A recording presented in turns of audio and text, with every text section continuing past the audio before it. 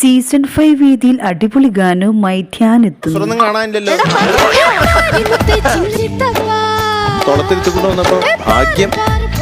അവന്റെ മാനം പോകാതെ നോക്കാൻ അവനറിയാം.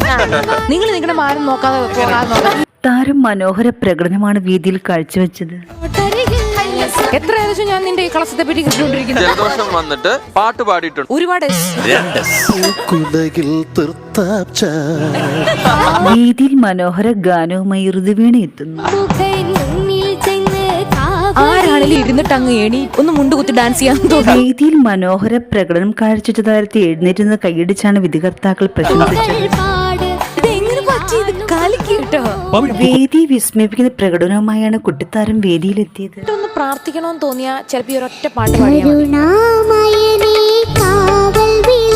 മുഴുവൻ ഒരു ഡിവൈൻ ഫീൽ മോള് കൊണ്ട്.